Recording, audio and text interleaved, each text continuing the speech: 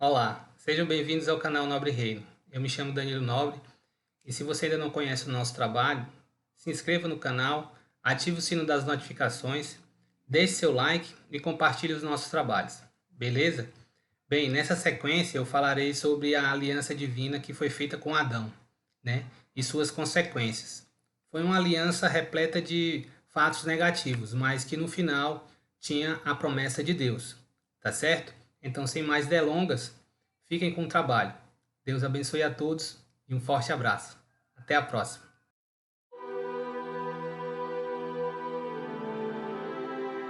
É nesta aliança que aparece a primeira promessa messiânica na Bíblia. A primeira aliança foi feita com o homem antes do pecado no Jardim do Éden. Agora, a segunda aliança veio por causa da crise provocada pelo pecado e desobediência do homem. A primeira aliança foi quebrada e a segunda agora é uma aliança bastante negativa, sendo que a primeira foi quase toda positiva, cheia de luz, comunhão com Deus e um jardim em perfeição. Só tinha a lei que trouxe a morte espiritual. A segunda aliança é repleta de fatos negativos, que são as consequências do pecado. Porém, nobres amigos, apesar de tudo isso, esta aliança tem algo muito importante, que é a primeira promessa do Salvador. A primeira aliança tinha a lei com sua consequência de morte, mas a segunda tem a promessa da graça que viria solucionar a lei e a morte. O descendente da mulher que introduziu o pecado esmagaria a cabeça da serpente. Este descendente é Jesus, nosso Messias, que venceu sobre Satanás, que estará sempre a perseguir o homem, ferindo seu calcanhar, porém sem resultados mortais. Agora não é a multiplicação para o fim de dominar a terra para Deus. A tarefa agora é dominar a mulher. Num sentido, o propósito original de Deus continua através da multiplicação do homem para expressá-lo na terra, formando assim um paralelo com a primeira aliança. Mas por conta do pecado, as condições mudaram radicalmente.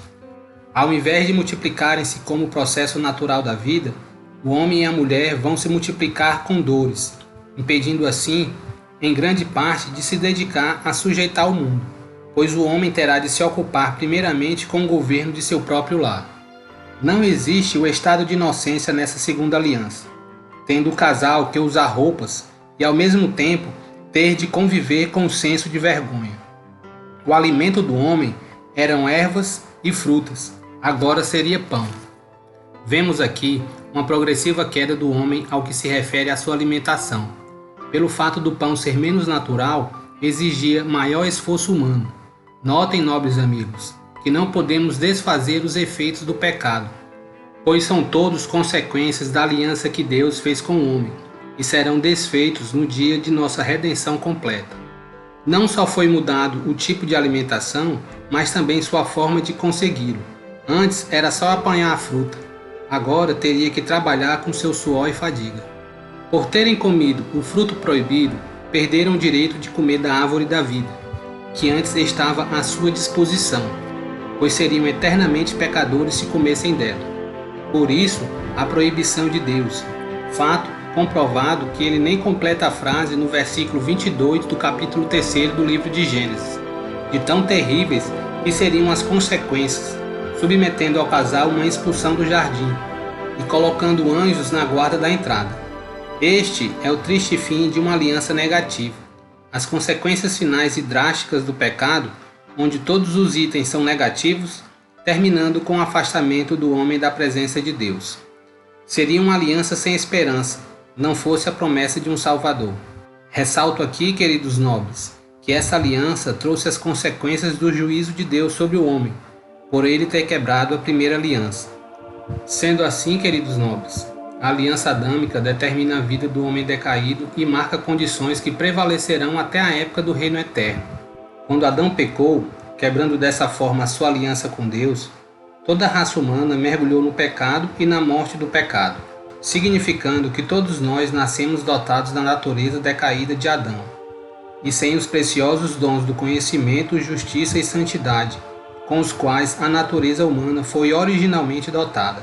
Quando Adão caiu, todos os homens caíram, e quando morreu, todos morreram com ele.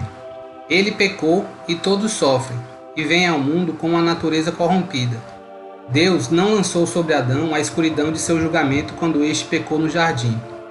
Mas mesmo nisso, Deus é glorificado, pois no meio da punição há a promessa do Salvador, que abriu o caminho para uma nova aliança e um estado de vida onde não se pode pecar mais.